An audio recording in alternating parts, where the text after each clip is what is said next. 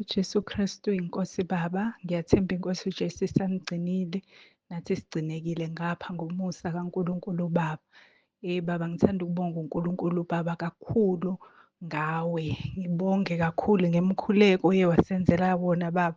Kusukela nje ngenkathi ubaba ethola ukuthi sifisa ukuthi sibe nomntwana wesibili, ubaba uNkulunkulu Baba wakusebenzisa wasikhulekela kuthe noma sengibuyela kuwe Baba ngisho ukuthi uNkulunkulu Baba usewuphendulile umkhuleko, wasisendela omunye umkhuleko la ukhuleka khona umbiyela umntwana esesesiswini kuze kube usuku akazofika ngalo.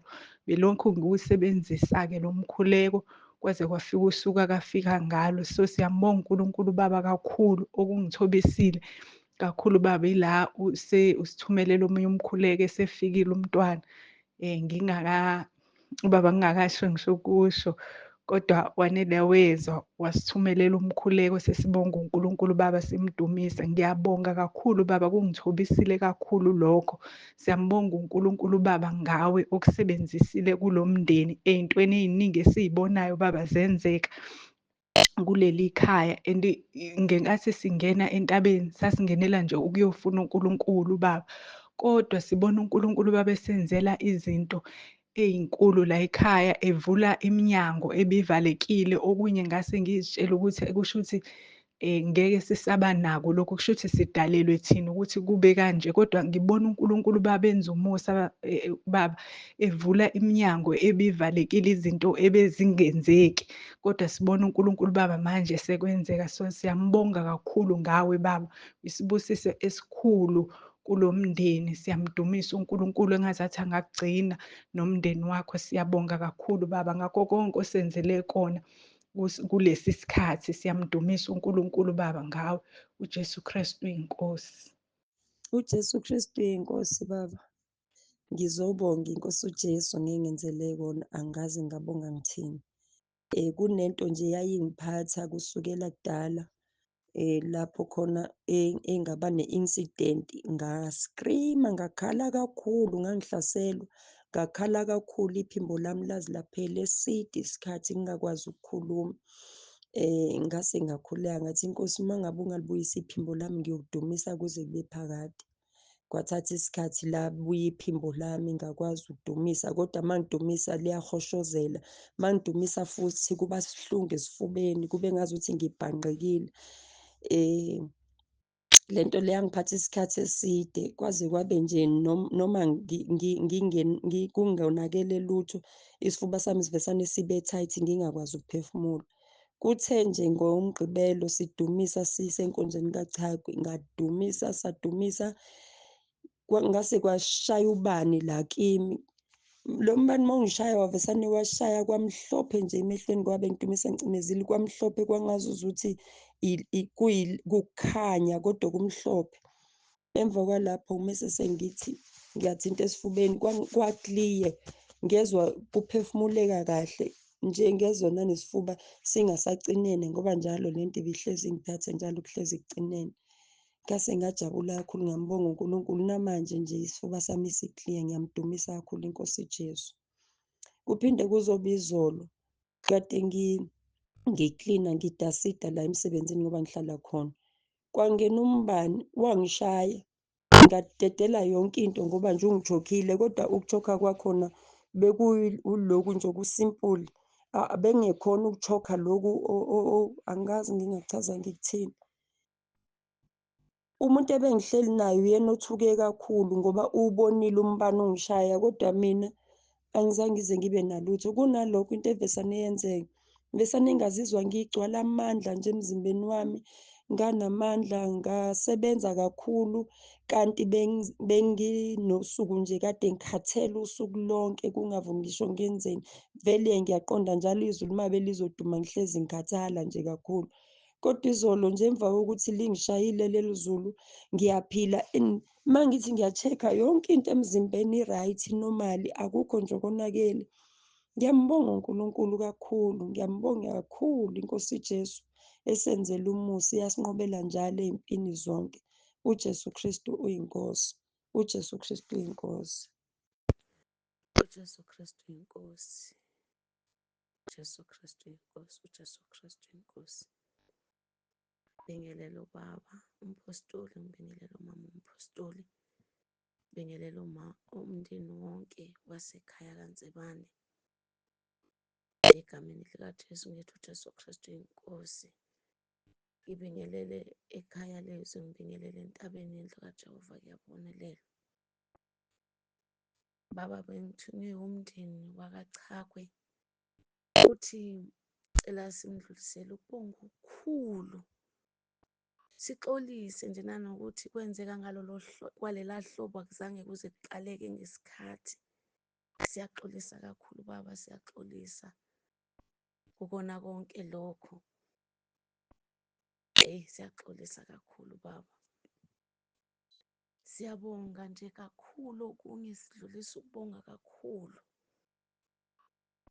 Konke kwahamba ngokwecebo likaNkulunkulu, izeke noba isitha sangenelela, kodwa nje samkholwa uNkulunkulu ukuthi kwahamba ngokwecebo lakhe. Baba, abantu abawuvala umlomo ngeqiniso abalizwile, abantu abaningi, abanye bayafisa ukungena egruphini.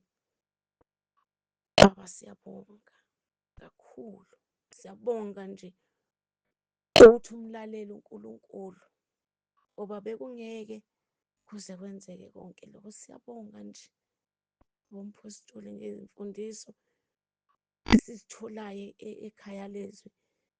Siyabonga kakhulu,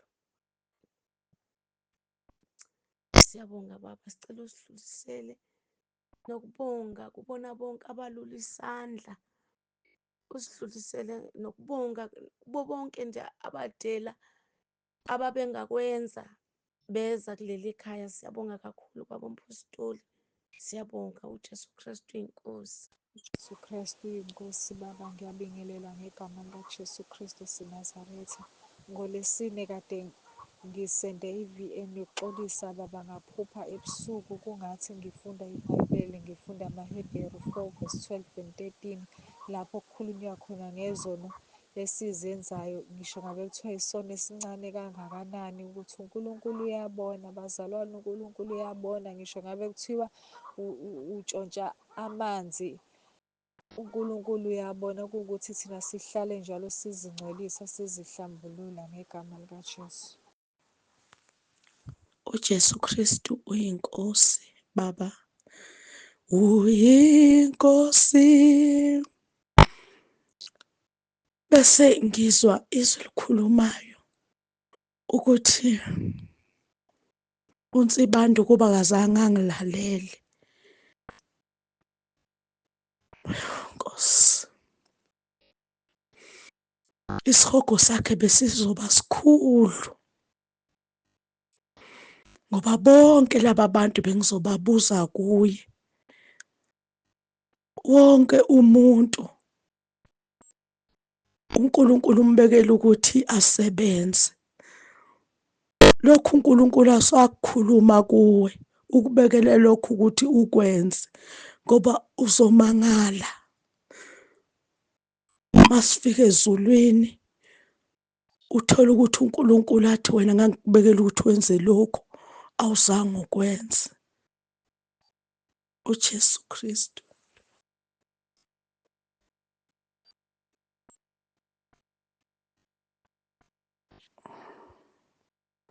Jesu Kristu inkosi. uJesu Kristu inkosi mkhulu, ngiyabingelela egameni lenkosi yethu uJesu Kristu waseNazaretha.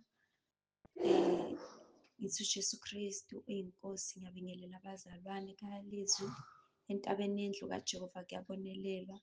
Khulu ngizothanda ukuxolisa kakhulu nokudlulisa nje lo mbiko. Ngasho ukuthi ngathi masibuya enkonzweni zabesifazane sisetheksini nje, ngathi mina ungiculela kahle usibanibani nosibanibani, ngiyayithanda indumiso yabo.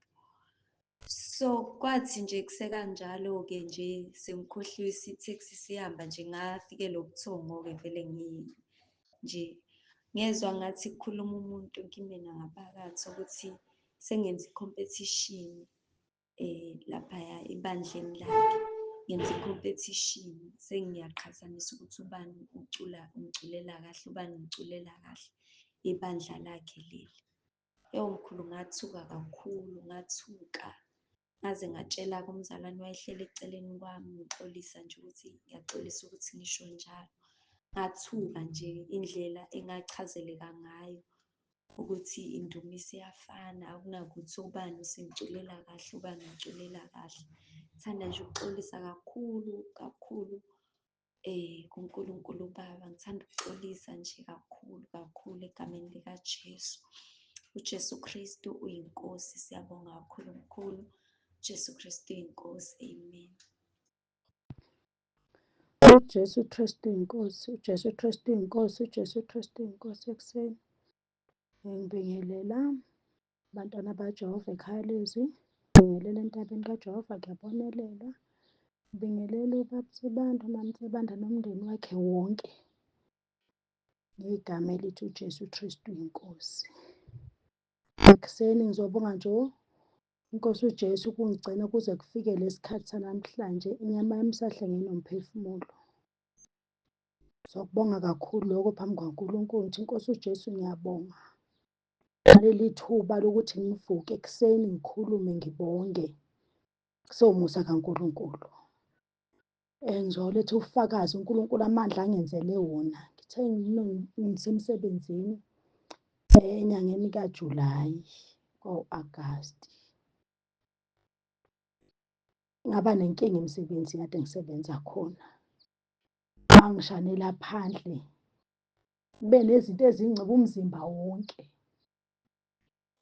Kube nento ezingciba umzimba wonke umzimba unsontsotha engathi khona nje inariti.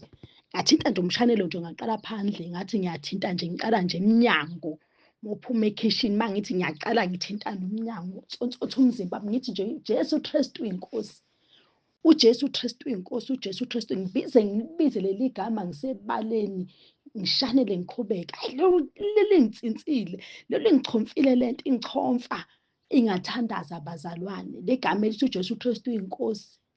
Hhayi, angifuni ukuthi mhlambe ngizwe ngomunye umuntu ngikhuluma ngento eyenzeka kimi.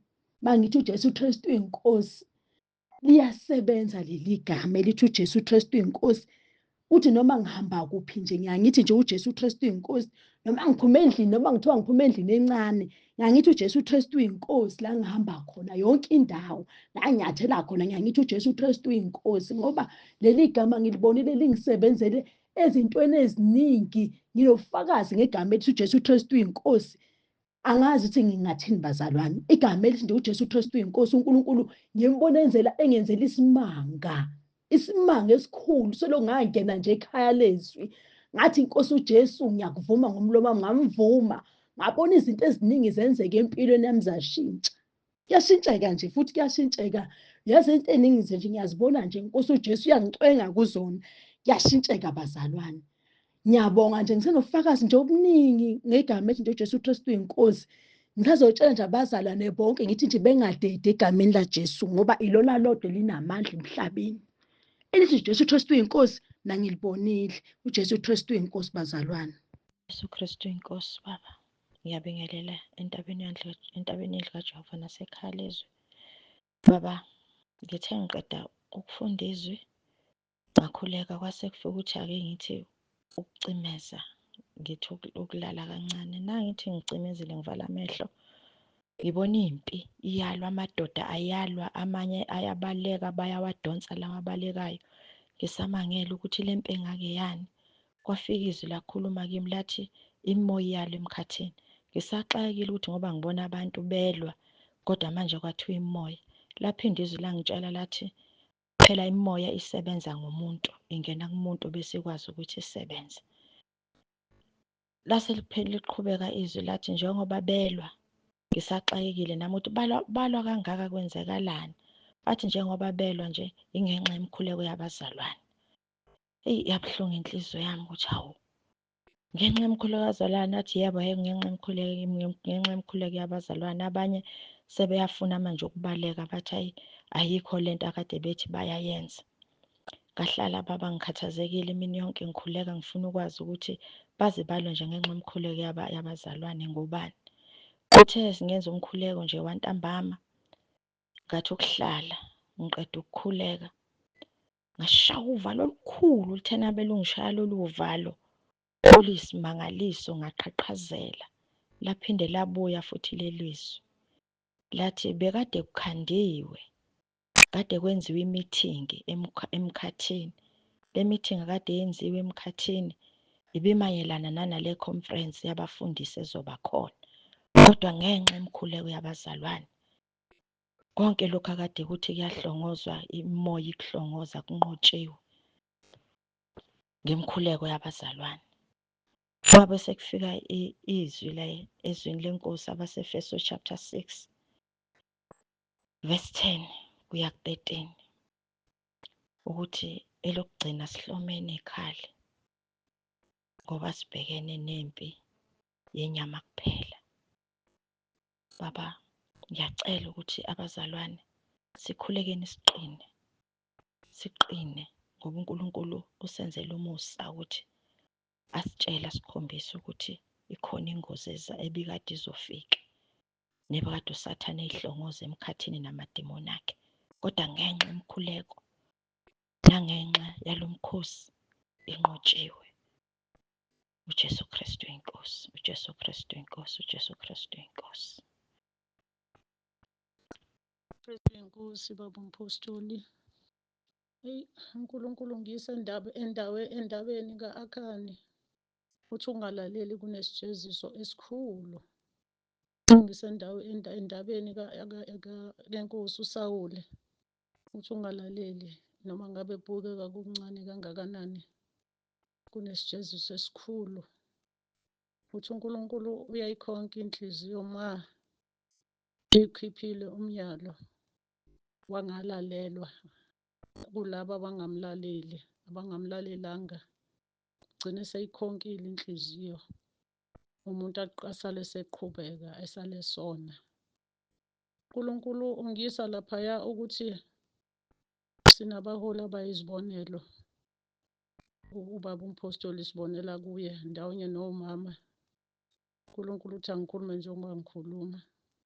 Umama umpostoli kwathi makuphuma umthetho wokuthi akugqokwe ingubo ezinde, kusukela lapha akwazi ubona isitho sakhe.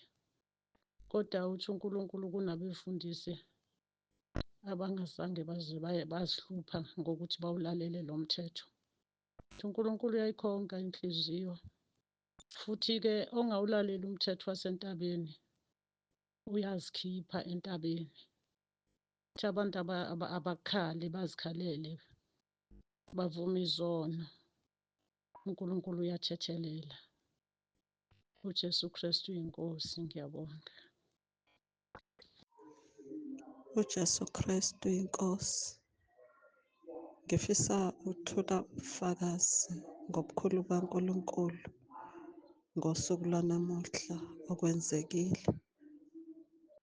Bekusekuseni sihamba ngesitafu nabantwana bayadilika la bedilika khona njengejwayezi. Beqa umgwaqo, mangabe beqa umgwaqo beqa emva kwemonto. Ngenkathi beqa kanti lona omunye akaqalazile ukuthi kunemonto ezayo. Ngizwe nje ngomshayeli lo umalume wey'ngane esihamba ngayo echaza ukuthi kucishe kwenzeka ingozi. Secishe wangena emontweni lona omunye kulabantwana owehlayo. Ngibonile ubukhulu bukaNkulunkulu ngosuku lwanamhlanje ukuthi uNkulunkulu uhleze nathi ngaso sonke isikhathi. Ukwazile ukwenza umsebenzi. Ngifisa ukudlulisa lobo bufakazi bokuthi nje uJesu Kristu inkosi ngaso sonke isikhathi uma simethemba. Ngalowo mzuzu ngingene emkhosini, kufike nje ukuthi angingene emkhosini kusukela izolo. Ngikulowo mkhosi njengamanje, kanti ekuseni kuzoqhamuka le ndaba enjengalena. Ngifisa ukudlulisa ukubonga kakhulu Baba. Ukuhlala ekhaya lezwi kunomsebenzi, kunomvuzo esiwubonayo. Ngiyabonga. uJesu Kristu uyinkosi, uJesu Kristu uyinkosi, uJesu Kristu uyinkosi. Ngiyabulisa kubaba uMphostoli Ntsibande nakumama Ntsibande, ngiyabulisa. Ngibulisa ekhaya lezwi nasentabeni endlu kaJehova kuyabonelelwa. Ngiyabonga baba ngemikhuleko onisendele yona, ngiyabonga kakhulu. Ngiyabonga baba futhi ngokusibekezelela, uyasibekezelela kakhulu. Ngiyabonga kakhulu, ngiyambonga uNkulunkulu ngawe kakhulu. uNkulunkulu akubusise. Ngicela ukuxolisa baba kakhulu, ngicela ukuxolisa ngesikhathi bekunenkonzo zabomama usende imeseji yokuthi singaphosti, singabhali imilayezo. Ndiye nabhala mina umyalezo apho bendicela khona idate yokuvuma izono, wandisendela imeseji ethi singabhali. Ndiye ndethuka kakhulu, then kwabuya engqondweni yami ukuthi hayi, le meseji ndiyivile uMphostoli utshilo ukuthi singaphosti, kodwa mina bese ngiphostile. Ndayidilitha imeseji yakhona, ndangasaphinde ndiyiphoste futhi. Ngiyaxolisa kakhulu, ngiyaxolisa. Ngiyayicela baba idate yokuvuma izono, ngicela undiphe idate yokuthi ngivume izono ngayo. uJesu Kristu inkosi. uJesu Kristu inkosi baba. Ngizwa nje izwi elikhulumayo lithi ubonile emndeni yethu engafuni ukukholwa. Nkosi yami, angathi singayikhulekisa. Kunzima, kunzima endaweni yabafileyo. Bangayenzi nje intando kaNkulunkulu, kunzima.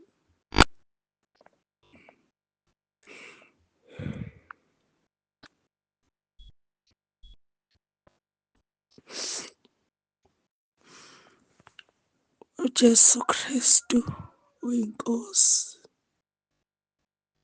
uJesu Kristu uyinkosi. Kunezwi engilizwayo likhuluma ukuthi umuntu makade engakholwa kuney'ngilosi ezimlandayo uma engasekho, zikaSathane.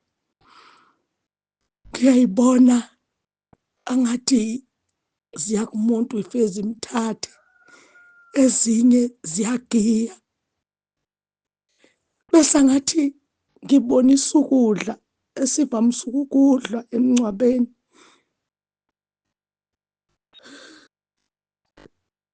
Kuyasabisa lokhu kudla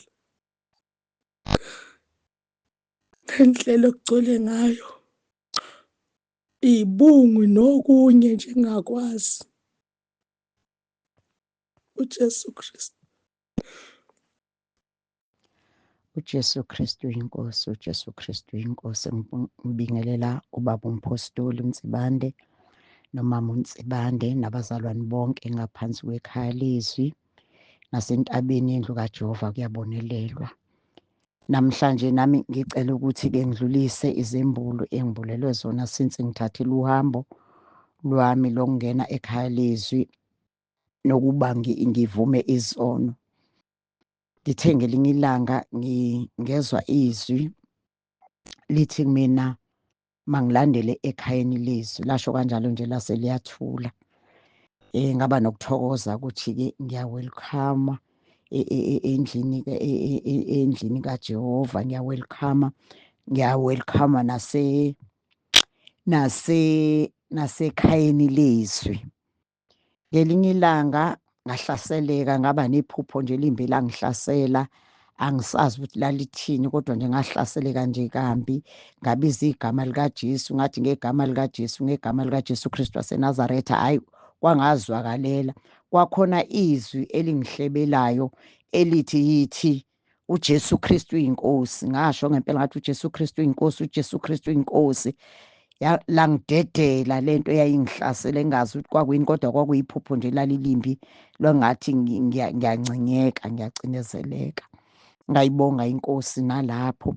Ngelinye ilanga ngilalela uMaMtsibande uyashumayela, kwakuwuLwesine lokugcina olwalizolama uLwesine, kwakuwuLwesine oluzolama uLwesine lokugcina kuJulayi. Ngimlalela uyashumayela uMaMtsibande, ngivalile amehlo. Sikhathi ngivalile amehlo ngibone kuphuma amalangabi omlilo kuyena emlomeni njengoba eshumayela, abawu-5 esewonke, amathathu awelela phambi kwey'nyawo zakhe, amabili azowela phambi kwey'nyawo zami.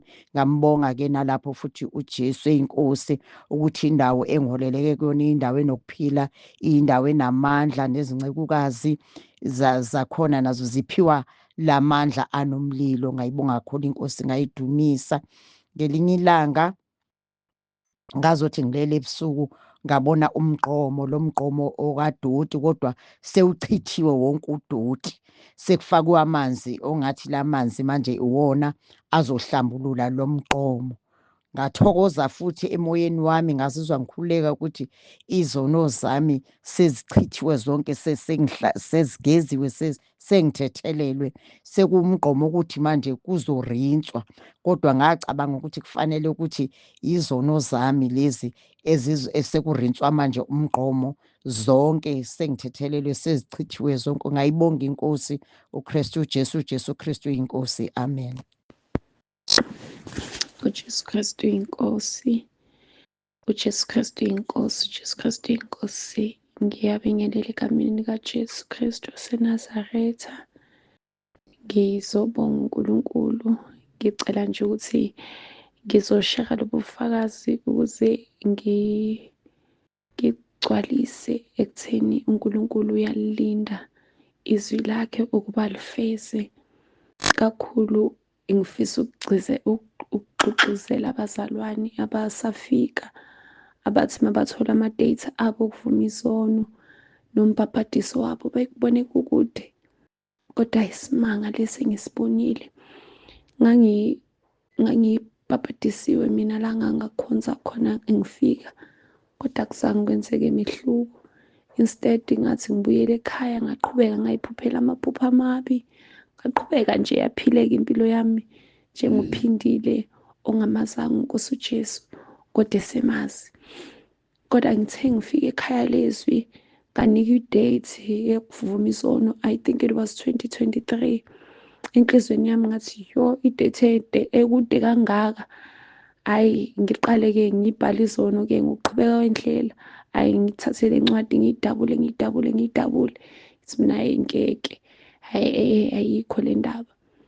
Bangcwele kwathi-ke sengiqala-ke sengingene entabeni indlu kaJehova-ke manje ngingasekho ekhaya lezwi, qale ngafocus ukubhala izono zami. Kwaba nomehluko, ngizwa umthwalo usuka, ngezwa kusuka okuningi kimi. Ngezwa manje ukuthi hayibo, sekumnandi manje, sekuyahambeka noNkulunkulu. Ngayivuma izono, inkosi ingikhumbuza. Kwathi la sekumele kuzovunywa izono, incwadi yami yasala yalahleka, kwamele ngiqalele phansi, ngaqalela phansi. Yangikhumbuza futhi inkosi uJesu ithembekile. Sekusondela ibhapthism manje, Nkosi yami, ngifisa ukuba ngcwele, bangcwele nje. After umbhabhadiso ngizizwe bese ngifakazile, kodwa ngizizwe manje ngizwe ukuthi yabona manje sengi-complete, njengoba lizwi laNkulunkulu lithi izogcwalisela ukulunga konke, ibhapthism igcwalisela ukulunga. Ngizizwe engathi khona i-puzzle manje eseyingihlanganisile, seku-complete. Ngiyazizwa uqobo ukuthi angikaze ngizizwe kanje, angiyizwanga lento ngisaqala ukubhabhadiswa la ngabhabhadiswa khona. Ngizwe umehluko omkhulu ngalolu hlobo lokuthi even ngithandaza. So wena usalindile, linda ungapheli amandla, bhala izono zakho, ivuma ulilinde lolu suku lukude, kodwa it is worth to wait for what is holy. uJesu Kristu inkosi. uJesu Kristu inkosi. I have a testimony of the goodness of the Lord. My son was supposed to lose a job when his company was going to close down. But after 2 days, they were told that the company is no longer closing down. because he was going to be jobless and it was going to be a painful situation. I thank God for his goodness. uJesu Kristu inkosi. uJesu Kristu inkosi. uJesu Kristu inkosi. Jesu Kristu uyinkosi. Jesu Kristu uyinkosi. Jesu Kristu uyinkosi babe namake. Ngiyanibingelela ngegama lelikhulu kakhulu igama likaJesu Kristu luyinkosi. Ngibingelela ekhaya lethu, ngibingelela endzabeni yendlu kaJehova kuyabonelelwa. Ngicela ukuthula lokungaphakathi kimi lokungangiphathi kahle. Mina ngikhonda ngamasondo. Live ngilithola ekhaya entsabeni ngilithola ku-WhatsApp. Lokuthi ngitholakale nginema-groups lamanye ngaphandle kwe-group yinye yasekhaya live. Kufana noku-fellowship ukuthi kufikele isonto bese ufuna kulalela inkonzo leyingasiyo yasekhaya. Inhliziyo yami ayihlalanga kahle. Ngiyasaba ukuthi ngithi umoya omngcwele.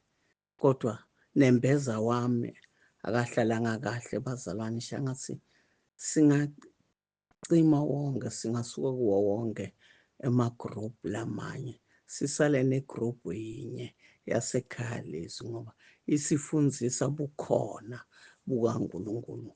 uNkulunkulu emuhle wasipha babe wamphefumulela umoya wakhe ukuthi asifundzise livi lekungilona lona leliqinisekile bathandwa enkosini. Ku-fellowship personal kuyafana noku-fellowship ukungena kuma-groups lamanye ingasiyo i-group yasekhaya live ngoba uyohlangana nalokuphambene lokufundziswa ngubabe. Sokuyonisana. Jesu Kristu uyinkosi. Jesu Kristu uyinkosi. Amen. uJesu Kristu inkosi. Ngiyabingelela kubaba umpostoli, umama umpostoli, umndeni wakhe, ikhaya lethu entabeni yendlu kaJehova kuyabonelelwa. Ngicela ukuthola ubufakazi. Kunentombazane yami la ehluphayo manje iyaqhuma iqoma umfana la umfana obeyisha kakhulu. Umfana-ke ume laphayana esangweni ku-10 nje kumgqibelo emini. Mayemile umfana ngithi mina mfana ufunani esangweni? Uthi umfana ngikhiphe ingane yakho wemama. Cela ingane yakho umbali. Ngithi mina mfana suka lapha esangweni khona bazokususa. Uthi nakekho ozongisusa la esangweni ngisuka mase uyikhiphile ingane yakho. Kanti mase sebesho bathi uye wafika futhi la wafika nesibhamu. Bese-ke bese ngingena endlini-ke mase ngingena endlini-ke bese yahamba-ke kuthe kuwumgqibelo ngenyanga iphelile bese kuthi ebusuku kube khona oshaya ngetshe kakhulu. Oshaya ngetshe nje lithe kuba likhudlwana phezu kwendlu. Ngiphume ngibheke ngitrayize indlu mengiphuma akukhona ukuthi ngibuye ngingena endlini. Ayi imoya yami bebuhlungu kakhulu ngempela ukuthi sengishayelwa ngetshe endlini la ngihleli khona. Ngikhale nje ekamerweni ngingena ekamerweni nami ngikhale. Ngakusasa mengithi ekuseni nje mengithi ngiyabheka la mengithi ngiyaphumela nje phandle ekuseni ngomsombuluko. Hawu naba abantu bayaphuma bayagijima omakhelwane obaba omakhelwane nabafana bayaphuma abantu besilisa nje bayaphuma bayagijima. Manje angiboni ngoba kusithele nabantu ngiyabona bamile bayabukela laphayana. Bese kuba khona nje ukuthi-ke ngithe inkosi yami ingabe lo abamshayo-ke angafiki inkosi yami. Ngicela nje angafi. Kanti sebeshaya umfana loyo abantu. Bahamba baye enduneni bayotshela induna bathi bafuna isibhamu ngeke baze bamnike umfana bengasitholile isibhamu. Babuye beze kimi bangitshele konke akwenzani ukuthi uyeqa phezulu kofenisi la ekhaya. Yonke into ayenzayo bathi nje ngasaphinda yenze le nto sifuna isibhamu futhi. Wabaleka-ke umfana kwaba ukubaleka kwakheke. Ngiyambonga nje kakhulu uNkulunkulu ubaba ngiyamdumisa ngoba ney'ngidi nje bengibona iy'ngidi nje iy'ngidi nje ngathi khona kade uvula phakathi kunqamukela izinto phakathi zingabe zisasebenza iy'ngidi. nje ngiyambonga uNkulunkulu Baba kakhulu kakhulu, ngiyamcela nje uNkulunkulu ngoba lo bufakazi bekufanele bengicindezela ukuthi ngimthule ngenkonzo yabesifazane. Ngiyacela nje uNkulunkulu angisize kakhulu ukusaba nokuzinyeza nje, angisize kakhulu ngikuyekele. uJesu Kristu inkosi, uJesu Kristu inkosi, uJesu Kristu. uJesu Kristu inkosi, uJesu Kristu inkosi, uJesu Kristu inkosi. Baba Mpostoli, nawe mama, ngiyabingelela egameni elihle lomfowethu uJesu Kristu waseNazaretha. Ngibingelela abazalwane bonke basekhaya lezwi, abazalwane bonke abasentabeni endlu kaJehova. Ngibingelela egameni elihle lomfowethu uJesu Kristu waseNazaretha. Baba, ngithi angicebe nangumoya ngoba ngiyabona ukuthi ulokhu uqhubeka, ngoba le nto yaqala bathi bonke abazalwane becela ukuthethelela, mina ngangayiveza ngoba ngiy'tshela ukuthi into nje elula, kodwa ngiyawubona lo moya ukuthi uyangigibela manje. Emafatini sasekudlile, ekhumbini khona ama-takeaway kakubuza ukuthi abantu abangatholanga, kodwa kwacaca ukuthi abantu abanye sebedlile. Ngabo uqala wayenenhliziyo engaphandle efuna ukuphinda i-takeaway, kodwa abazalwane bathi abanye bexolisa isenzo semafatini, mina ngathula. Ngaye enkonzweni yabesifazane, kanti lo moya shuthi angiwucebanga lo wasemafatini ngoba ngangitshela vele into enormali, ngoba ngangitshela ukuthi noma ngitshela omunye umzalwane, hhayi ngimtshele nje kudlulile. Enkonzweni yabesifazane bungihluphe kakhulu futhi lo moya ungenza ngathi ngalokho ngifuna ukuphinda, ngisho ngiphakelwe ngathi ngalokho engiphakeliwe nje kuhluke kunabanye. Nginehlo nje engalona ihlo lomzalwane. Ngiyacela nje ukuthi lo moya ucetshwe, ngicela ungithethelele Baba.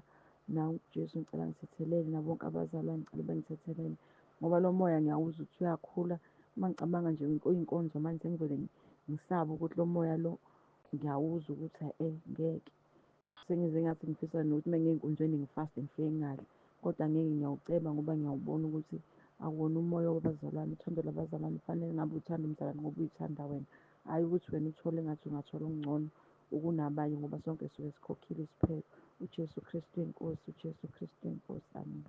uJesu Kristu inkosi, uJesu Kristu inkosi, uJesu Kristu inkosi. Ngiyabingelela Baba egameni lenkosi yethu uJesu Kristu. Baba, ngiyaxolisa ukuthi angenzanga kahle kakhulu. Ngafaka imali yesipheko sekulethi, ngaphinde ngathumeza isiliphu sekulethi futhi. Phela kwasekulethi la ko-9.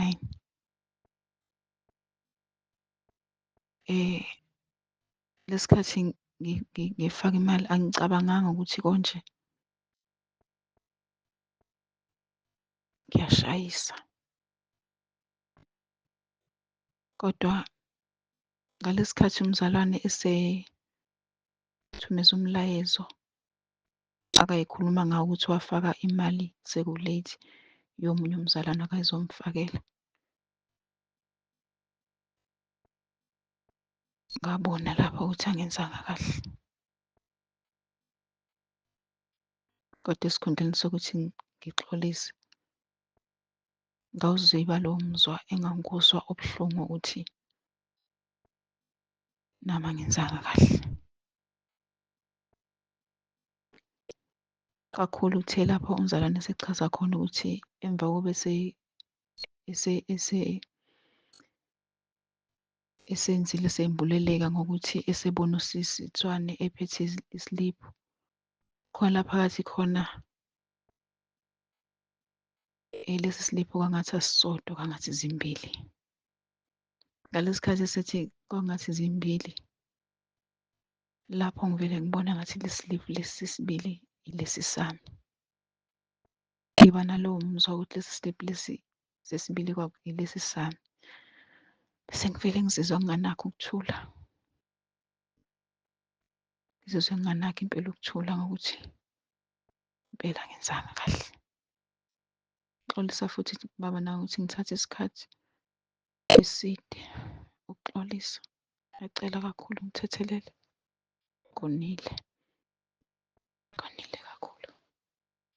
Ngixolisa. uJesu Kristu.